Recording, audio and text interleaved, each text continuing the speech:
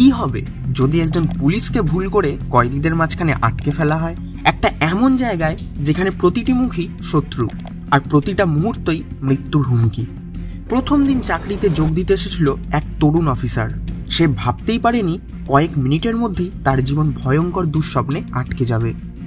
এক ভয়াবহ জেল দাঙ্গা শুরু হলো আর সে আটকা পড়ল বন্দীদেরই মাঝখানে। আর এখানেই শুরু হয় এক শ্বাসরুদ্ধকর খেলা। সে কি নিজের আসল পরিচয় লুকিয়ে বাঁচতে পারবে, নাকি বন্দীরা বুঝে ফেলবে সে আসলে তাদের মতো একজন নয় বরং পুলিশের লোক? আজ আমি আপনাদের সামনে তুলে ধরব এমনই এক থ্রিলার সিনেমার গল্প, সেল 211, যা শুরু থেকে শেষ পর্যন্ত আপনাকে চেয়ার ছেড়ে উঠতে দেবে না। চলুন শুরু করা যাক।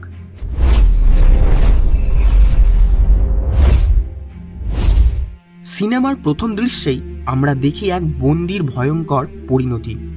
একজন কয়েদি নিজের সেলে বসে আত্মহত্যা করার চেষ্টা করছে। হাতে ধারালো ব্লেড আর রক্তে ভেসে যাচ্ছে পুরো ঘর। এই দৃশ্যটাই যেন আমাদের আগাম বার্তা দেয় এই সিনেমার প্রতিটা মুহূর্ত অন্ধকার, নির্মম আর অনিশ্চয়তায় ভরা। আমরা পরিচিত হই জুয়ান অলিভার নামে এক জেল গার্ডের সাথে। সে আজই প্রথমবার চাকরিতে যোগ দিতে এসেছে। তার পরিবার বলতে আছে শুধু তার স্ত্রী এলেনা। সে তখন গর্ভবতী। তাদের চোখে মুখে হাসি, আশা আর নতুন জীবনের উত্তেজনা। জুয়ানকে ট্রেনিং দেওয়ার জন্য জেলের ভেতরে নিয়ে যাওয়া হয়। প্রথম দিনের মতো একটু নার্ভাস হলেও জুয়ান শান্তভাবেই হাঁটছিল। কিন্তু তখনই অপ্রত্যাশিত এক দুর্ঘটনা ঘটে। কারাগারের ভেতরে ঘোরাঘুরি করার সময় ওপরের দেওয়াল থেকে হঠাৎ একটা পাথরের টুকরো ভেঙে পড়ে তার মাথায়। জুয়ান জ্ঞান হারিয়ে ফেলে।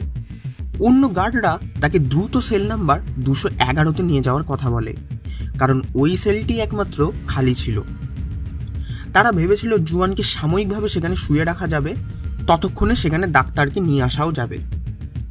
কিন্তু তারা কল্পনাও করেনি যে কয়েক মিনিট পরেই পুরো জেলখানায় শুরু হবে এক ভয়ঙ্কর দাঙ্গা। মেলামাদ্রে জেলের কয়েদিদের লিডার ছিল। সে একজন জেল গার্ডকে আক্রমণ করে সেল থেকে বেরিয়ে আসে এবং বাকি কয়েদিদেরও মুক্ত করে দেয়। তারা সবাই একসাথে গার্ডদের ওপর আক্রমণ করে। চিৎকার, আগুন, মারামারি, পুরো পরিবেশ হয়ে ওঠে এক দুঃস্বপ্ন। তাই জুয়ানকে সেখানে অচেতন অবস্থায় ফেলে রেখেই বাকি দুজন গার্ড পালিয়ে যায়। সেল নাম্বার 211-এ তখনও অচেতন অবস্থায় পড়ে আছে জুয়ান। একজন কয়েদি তাকে তুলে দিয়ে তাদের লিডার মেলামাদ্রেকে সেই খবরটা দিতে যায়, কারণ তার জুয়ানের পোশাক দেখে সন্দেহ হয় যে জুয়ান কোনো কয়েদি নয়। যখন জুয়ানের ধীরে ধীরে জ্ঞান ফিরে এলো, তখন সে দেখে আশেপাশে বন্দীদের দৌড়াদৌড়ি, লোহার দরজা ভাঙার শব্দ আর চিৎকার। তাকে দরজা বন্ধ করে দিয়ে সেই কয়েদি মেলামাদ্রেকে ডাকতে গিয়েছিল। তাই সে দরজায় কান দিয়ে বাইরে সবাই কি বলছে সেটা বোঝার চেষ্টা করছিল। তখন সে শুনতে পায় বাইরের সকল কয়েদিরা সব পুলিশদের মেরে ফেলার কথা বলছে। তখনই তার মাথায় দ্রুত একটা বুদ্ধি চলে আসে। যদি বন্দীরা বুঝে ফেলে যে সে গার্ড, তাহলে এক মুহূর্তেই মেরে ফেলবে তাকে। তাই সে সিদ্ধান্ত নেয় নিজেকে বন্দী সাজাবে। সে তাড়াতাড়ি করে পকেট থেকে ফোন, আইডি কার্ড ও অন্যান্য জিনিস ফেলে দেয়। কিন্তু বিয়ের আংটিটা ফেলার মুহূর্তেই মেলামাদ্রের সেই লোকটা সেখানে চলে আসে। সে তাকে মালামাদ্রের কাছে নিয়ে যায়। জুয়ান সেখানে খুব কনফিডেন্সের সাথেই বলে যে সে একজনকে খুন করার অপরাধে আজকেই জেলে এসেছে এবং তার কপালে ওই চোটটা একজন গার্ডের সাথে মারামারি করার সময় লেগে যায়। কিন্তু মালামাদ্রের সন্দেহ হয়, কারণ জুয়ানকে দেখে খুব নিরীহ মনে হচ্ছিল। তাই সে শিওর হওয়ার জন্য জুয়ানকে তার প্যান্ট খুলতে বলে, কারণ জেলে কয়েদিদের আন্ডারওয়্যার পরার অনুমতি ছিল না। আর সৌভাগ্যবশত জুয়ান নিজেও সেদিন আন্ডারওয়্যার পরেনি, তাই সে তাদের বিশ্বাস কিছুটা হলেও জিততে পারে। এভাবেই সে মিশে যায় বন্দীদের ভিড়ে। কিন্তু এই খেলা অতটাও সহজ নয়, কারণ বন্দীদের নেতা মালামাদ্রে খুব চালাক আর নির্মম। সে একজন ভয়ঙ্কর অপরাধী। পুরো কারাগারের ওপর তার প্রভাব। বাকি কয়েদিরা তাকে ভয় পায়, আবার সম্মানও করে। এরপরে জুয়ান দেখে কয়েদিরা জেলের ভেতরে সব সিসিটিভি ক্যামেরা ভেঙে ফেলছে। সে তখন চেঁচিয়ে সবাইকে থামতে বলে। সে তাদেরকে বলে, আমরা যদি সব ক্যামেরা ভেঙে ফেলি তাহলে আমাদের চাহিদাগুলো পুলিশকে বলতে পারবো না। তাই অন্তত একটা ক্যামেরা ঠিক রাখো, আর যদি চাও পুলিশরা যাতে কিছু দেখতে না পায় তার জন্য সেটাকে কাপড় দিয়ে ঢেকে রাখো। তার এই বুদ্ধিটা মালামাদ্রের খুব পছন্দ হয়। এরপরে জুয়ান আরও ভরসা জেতার জন্য নিজেই সেই ক্যামেরাটাকে কাপড় দিয়ে ঢেকে দেয়। আসলে সে চাইছিল পুলিশরা যাতে একটু হলেও ভেতরে নজর রাখতে পারে। কন্ট্রোল রুমে থাকা গার্ডরা ভালো করে বুঝে যায় যে ওটা জুয়ানই। সে এখন কয়েদি সাজার নাটক করে আসে যাতে সে জীবিত থাকতে পারে। তারপরে মালামাদ্রের তাকে একটা গার্ডের কাছে নিয়ে যায় যাকে তারা বন্দি করে রেখেছিল এবং জিজ্ঞাসা করে যে এই কি তোমাকে সকালে আজকে মেরেছিল? জুয়ান আর সেই গার্ড একে অপরকে চিনতে পারলেও তারা দুজনেই না চেনার ভান করে। জুয়ান বলে না, এ ছিল না। কিন্তু এরপরই একজন কয়েদি সেই গার্ডকে খুব নির্মমভাবে মারতে শুরু করে। জেলের বাইরে ততক্ষণে স্পেশাল ফোর্স চলে এসেছে। স্পেশাল ফোর্স ভেতরে ঢোকার আগেই একটা খবর সামনে আসে। ভেতরে 3 জন পলিটিক্যাল কয়েদি ছিল যাদেরকে অন্য জায়গায় ট্রান্সফার করা হয়নি। ওই 3 জন অনেক বড় মাপের পলিটিক্যাল লিডার ছিল, তাই তাদের যদি কিছু হয়ে যায় পুরো দেশে দাঙ্গা ছড়িয়ে পড়বে। ততক্ষণ নিউজ চ্যানেলেও জেলের ভেতরে সব খবর চলে যায়। জেলের ডাইরেক্টরকে খুব ভেবেচিন্তে সিদ্ধান্ত নিতে হবে, না হলে এর পরিণাম খুব ভয়ানক হতে পারে। এরপরে একজনকে ডাকা হয় কয়েদিদের সাথে ডিল করার জন্য। মালামাদ্রে জুয়ানকে দিয়ে একটা কাগজে কয়েকটা চাহিদা লেখায়। তাদের চাহিদা ছিল জেলের সব ঘরগুলোকে সারিয়ে দিতে হবে, 15 দিনে একবার করে তাদের পরিবারের সাথে দেখা করতে দিতে হবে, আর জেলের ভেতরে চিকিৎসা ব্যবস্থাও ভালো করতে হবে যাতে কোনো কয়েদি বিনা চিকিৎসায় মারা না যায়। জুয়ান মনে মনে ভাবে এই চাহিদাগুলো তো একদমই ঠিক। মালামাদ্রেকে সে বলে যে তার বউ প্রেগনেন্ট এবং তার বাচ্চাও হবে কিছুদিন পরে। তার কথা শুনে মালামাদ্রের আফসোস হয় এবং তাকে সে ধীরে ধীরে ভালো বন্ধু করে নেয়। তারপরে সেই নেগোশিয়েটার ভেতরে এলে মালামাদ্রে জুয়ানকে পাঠায় চেক করার জন্য। সে চেক করার সময় খুব চালাকির সাথে সেই 3 জন পলিটিক্যাল লিডারের লোকেশন বলে দেয়। পরে মালামাদ্রে আর সে তাদের দাবিগুলো বলে। মালামাদ্রে বলে তাদের সবার জন্য ভালো খাবার দিয়ে যেতে হবে আর জুয়ানের বউয়ের সাথে তাকে কথা বলাতেও হবে। নেগোশিয়েটর রাজি হয়ে যায় এবং জুয়ানকে তার স্ত্রীর সাথে দেখা করিয়ে আনার কথা জানায়। এটাই সুযোগ জুয়ানের সেখান থেকে পালিয়ে আসার। কিন্তু তারও তো সৌভাগ্য হলো না। গেট খোলার মুহূর্তেই ভেতর থেকে জোরে চেল্লানোর আওয়াজ আসে। তাই মালামাদ্রে সেই নেগোশিয়েটরকে ধরে নেয় আর জুয়ানকে গিয়ে দেখতে বলে যে ভেতরে কি হয়েছে। জুয়ান তাড়াতাড়ি করে ভেতরে গিয়ে দেখে 2 জন কয়েদিদের মধ্যে ঝামেলা হওয়ার কারণে একজন আরেকজনকে হত্যা করেছে। অন্যদিকে কমান্ডার সিসিটিভিতে সেই মৃত ব্যক্তিকে ঠিক করে বুঝতে পারছিল না। সে মনে করে ওই 3 জনের মধ্যেই কেউ হবে, তাই স্পেশাল ফোর্সকে ভেতরে ঢোকার আদেশ দেয়। কিন্তু জুয়ান ভাবে যদি স্পেশাল ফোর্স ভেতরে এসে যায় তাহলে অনেক রক্ত ঝরবে এবং তার বাঁচার সম্ভাবনাও অনেক কমে যাবে। তাই সে বুদ্ধি করে ওই 3 জন পলিটিক্যাল লিডারকে ক্যামেরার সামনে নিয়ে যায়, যার ফলে কমান্ডার স্পেশাল ফোর্সকে থেমে যেতে বলে। জুয়ানের এই বুদ্ধি দেখে সবাই খুব খুশি হয়। বাইরে জুয়ানের স্ত্রী এলেনা একটা রেস্টুরেন্টে বসে খাবার খাচ্ছিল। সেই সময় সে টিভিতে সেই জেলের ভেতরে চলার দাঙ্গার খবর দেখে।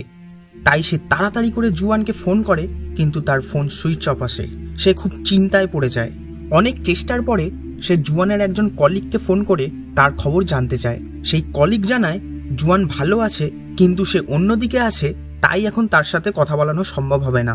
ভেতরে নেটওয়ার্কের প্রবলেম হওয়ার কারণে হয়তো তার ফোন সুইচ অফ আসছে। কিন্তু এলেনার সন্দেহ হয়, তাই সে নিজেই গাড়ি করে জেলের বাইরে চলে যায়। সে দেখে বাইরে সব কয়েদিদের পরিবার এসে ভিড় জমিয়েছে। তারা সবাই জানতে চায় ভেতরে সবাই ঠিক আছে কিনা। ভেতরে সব কয়েদিরা খাবার খাচ্ছিল। সেই সময় সুযোগ বুঝে জুয়ান মালামাদ্রের ওয়াকি টকি নিয়ে লুকিয়ে অন্য ঘরে চলে যায়। সে ওটার সাহায্যে বাইরে গার্ডের সাথে কথা বলে নিজের স্ত্রীর খবর নেয়। মালামাদ্রে আর তার সঙ্গীরা টিভিতে বাইরে তাদের পরিবারকে দেখে খুব খুশি হয়। তখন তার মনে হয় জেলের গার্ডের সাথে একবার কথা বলতে হবে, কিন্তু সে তার ওয়াকি টকি কিছুতেই খুঁজে পাচ্ছিল না। সেই সময় জুয়ান সেটা নিয়ে মালামাদ্রেকে দিয়ে বলে, এটা কি সামলে রাখো, তুমি এটা ভুল করে খাবারের টেবিলের ওখানে ফেলে এসেছিলে। কিন্তু আপাচি নামে একজন কয়েদি ওপর থেকে জুয়ানের ওপর নজর রাখছিল। সে তখন তার সেলে গিয়ে একটা লুকিয়ে রাখা ফোন থেকে একজন গার্ডকে ফোন করে এবং সে জানতে পারে জুয়ান আসলে কোনো কয়েদি নয়, বরং একজন গার্ড। আসলে আপাচি জেল অথরিটির জন্য কাজ করত। জেলের বাইরে ততক্ষণে কয়েদিদের পরিবারের সাথে পুলিশের সংঘর্ষ শুরু হয়ে যায়। জেলের ডাইরেক্টর মেজাজ হারিয়ে পুরো টিম নিয়ে সবার ওপর ভয়ঙ্করভাবে লাঠিচার্জ শুরু করে, কিন্তু দুর্ভাগ্যবশত এলেনা সেখানে আটকা পড়ে যায়। জুয়ান টিভিতে তার স্ত্রীকে ওই ভিড়ের মধ্যে দেখতে পেয়ে খুব ভয় পেয়ে যায়। সে তাড়াতাড়ি করে মালামাদ্রের থেকে ওয়াকি টকি নিয়ে বাইরে থেকে জেলের গার্ডকে বলে যে তুমি তো বলেছিলে আমার স্ত্রীকে সব জানানো হয়েছে, তাহলে সে বাইরে কি করছে। জেল অথরিটি তাড়াতাড়ি করে টিভি সিগন্যাল কেটে দেয়। বাইরে এলেনাকে ইউট্রেলা নামের একজন পুলিশ গার্ড নৃশংসতার সাথে লাঠিচার্জ করে, যার ফলে সে জ্ঞান হারিয়ে মাটিতে লুটিয়ে পড়ে যায়। মিডিয়ার ক্যামেরায় এই পুরো ঘটনা রেকর্ড হয়ে যায়। জেলের ভেতরে সিগন্যাল কেটে যাওয়ার কারণে সবাই অনেক রেগে যায়। মালামাদ্রে তখন জেল অথরিটিকে বাইরে আহত হওয়া ব্যক্তিদের নামের লিস্ট পাঠাতে বলে। জুয়ান তার স্ত্রীকে নিয়ে খুব চিন্তিত ছিল, তাই সে একটা সেলে একা একাই বসেছিল। এরকম সময় আপাচি নামের সেই লোকটি তার কাছে এসে তাকে ব্ল্যাকমেল করতে থাকে, কিন্তু জুয়ানও আগে থেকে তার বিষয়ে সব জানত, তাই সে ভয় না পেয়ে তাকে পাল্টা জবাব দেয়। বাইরে এলেনাকে মারার ভিডিওটি চারিদিকে ছড়িয়ে পড়তেই ইউট্রেলা নামের সেই গার্ডকে সাসপেন্ড করে দেওয়া হয়। আহত হওয়া ব্যক্তিদের লিস্ট পাঠানো হলে মালামাদ্রেরা দেখে সেখানে মাত্র 4 জনের নাম আছে। সে বুঝে যায় যে তাদের বোকা বানানো হচ্ছে, তাই তারা রেগে গিয়ে ঠিক করে ওই 3 জন পলিটিক্যাল লিডারের মধ্যে একজনকে মেরে দেওয়া হবে। কিন্তু জুয়ান সেটা করতে বাধা দেয়। সে বলে এটা করলে স্পেশাল ফোর্স সঙ্গে সঙ্গেই ভেতরে চলে আসবে এবং কাউকেই ছাড়বে না, তাই একজনকে পুরোপুরি না মেরে তার শুধু কান কেটে দেওয়া হোক, এতে জেল অথরিটিরা ভয় পেয়ে যাবে। মালামাদ্রে বলে তাহলে এই কাজটা তুমিই করো। জুয়ান এর আগে কোনোদিনও এমন কাজ করেনি, তাই তার হাত কাঁপছিল। সে খুব ভয়ের সাথে এই কাজটি করে। এরপরে ওই কাটা কান জেল অথরিটিকে পাঠিয়ে দেওয়া হয়, তাই তারা আহত হওয়া ব্যক্তিদের আসল লিস্ট দেয়, যেখানে এলেনার নাম আছে। এরকম সময় আপাচি তার ফোনে একটা ভিডিও পায়, যেখানে এলেনাকে খুব বাজেভাবে মারার দৃশ্য দেখা যাচ্ছে। জুয়ান এটা দেখে অনেক রেগে যায়। সে রেগে গিয়ে জেল অথরিটিকে ইউট্রেলাকে ভেতরে পাঠানোর দাবি জানায়। যেহেতু ওই 3 জন লিডার ভেতরে আছে, তাই জেল অথরিটির তাদের দাবি মানা ছাড়া আর কোনো উপায়ই ছিল না। ইউট্রেলা ভেতরে গেলেই মালামাদ্রে তাকে ছুরি দেখিয়ে ক্যামেরা থেকে দূরে সরিয়ে জুয়ানের কাছে নিয়ে যায়। জুয়ান তাকে এলেনার বিষয়ে প্রশ্ন করে, কিন্তু সে কিছু উত্তরই দিচ্ছিল না, তাই সে ওই ভিডিওটা তাকে দেখায়। ইউট্রেলা তাও চোখ ঘুরিয়ে নিলে জুয়ান রেগে গিয়ে তাকে মারতে শুরু করে। অন্য কয়েদিরা জুয়ানকে থামায়। এরপরে জুয়ান ওয়াকি টকির সাহায্যে জেল অথরিটিকে তার স্ত্রীর সাথে কথা বলানোর দাবি জানায়। তখনই সে জানতে পারে তার স্ত্রী ও তার গর্ভস্থ সন্তান এই পৃথিবীতে আর নেই। জুয়ান ভেতর থেকে পুরোপুরি ভেঙে পড়ে। মালামাদ্রে তখন বাকি কয়েদিদের ইশারা করে ইউট্রেলাকে মেরে দেওয়ার জন্য। ইউট্রেলা তখন বাঁচার জন্য সবাইকে জুয়ানের আসল পরিচয় জানিয়ে দেয়। সবাই তখন অবাক হয়ে থেমে যায়, কিন্তু জুয়ানের আর নিজের জীবন নিয়ে কিছু যায় আসে না, তাই সে রাগে বদলা নেওয়ার জন্য ইউট্রেলার গলা কেটে হত্যা করে। এরপরে সে লুকিয়ে লুকিয়ে একটা সেলে গিয়ে আত্মহত্যা করার চেষ্টা করে, কিন্তু সে সফল হয় না। সে দেওয়ালে দেখে এর আগে ওই সেলের একজন কয়েদি মৃত্যুর আগে কিছু লিখে গিয়েছিল। সেই কয়েদি মাথায় টিউমার হওয়ার কারণে খুব যন্ত্রণার সাথে বিনা চিকিৎসায় মারা গিয়েছিল। তখন জুয়ান মনে মনে ঠিক করে এই জেলের ব্যবস্থাকে আসলেই শোধরানোর খুব প্রয়োজন। অন্যদিকে জেলের বাকি কয়েদিরা ইউট্রেলার কথায় জুয়ানকে সন্দেহ করতে শুরু করে। মালামাদ্রের সন্দেহ হলেও সে মনে করে জুয়ান গার্ড হোক বা কয়েদি, তাদের দুজনের ভাগ্যই এখন সমান। সে বাকিদের বলে জুয়ান একজন অপরাধীর মতনই ইউট্রেলার হত্যা করেছে, কোনো পুলিশ ওইভাবে কাউকে মারতে পারে না। যেহেতু এত বড় ঘটনা ঘটেছিল, তাই সরকারও এর মধ্যে হস্তক্ষেপ করা শুরু করে। সেই জেলে অন্য একজন নেগোসিয়েটারকে পাঠানো হয়। সে তাদেরকে জানায় সরকার তোমাদের বেশিরভাগ শর্তই মেনে নিয়েছে। ঠিক সেই সময় জুয়ান ইউট্রেলার লাশকে টেনে তার সামনে নিয়ে আসে এবং তাকে বলে এরকমভাবে আমাদের দাবি মানলে হবে না, সরকার নিজে এসে টিভিতে আমাদের দাবিগুলো মানার কথা জানাবে, তবেই আমরা বিশ্বাস করব। মালামাদ্রেও তার সাথ দিয়ে বলে হ্যাঁ, এটা না করলে আরও রক্তক্ষয় হবে। মালামাদ্রে জানতো এত সহজে সরকার তাদের দাবি মানবে না। তার আশঙ্কা হয় যে স্পেশাল ফোর্স যে কোনো সময় ভেতরে চলে আসতে পারে, তাই সে হোস্টেজদের আলাদা আলাদা জায়গায় রাখার আদেশ দেয়। কিন্তু জেল অথরিটি মালামাদ্রেকে জুয়ানের আসল পরিচয় জানিয়ে দেয় এবং বলে তুমি যদি জুয়ানকে মেরে দাও তাহলে তোমার সাজা অনেক কমিয়ে দেওয়া হবে। মালামাদ্রে রাজি হয় না। তার যেহেতু সন্দেহ অনেক বেড়ে গিয়েছিল, তাই সে একদিন একটা ঘরে জুয়ানকে মারতে যায়, কিন্তু জুয়ানের চোখের দিকে তাকিয়ে সে থেমে যায় এবং তাকে জানায় আমি তোমার পাশে আছি। ঠিক এই সময় টিভিতে দেখানো হয় সরকার তাদের দাবি মেনে নিয়েছে। এটা দেখে তারা সবাই খুব খুশি হয়ে যায়, কিন্তু এটা ছিল জেল অথরিটির একটা চাল। আপাচি জেল অথরিটিকে হোস্টেজের লোকেশন জানিয়ে দেয় এবং তারা কয়েকজন মিলে তাদের রক্ষা করতেও শুরু করে। এরকম সময় জুয়ান মালামাদ্রেকে বলে, ওই পলিটিক্যাল লিডারদের মেরে দাও, না হলে সব হাতের বাইরে চলে যাবে। কথা শেষ হওয়া মাত্রই আপাচি একটা বন্দুকের মতো অস্ত্র দিয়ে একগুচ্ছ পেরেকের গুলি মারে। জুয়ান সঙ্গে সঙ্গে মাটিতে লুটিয়ে পড়ে।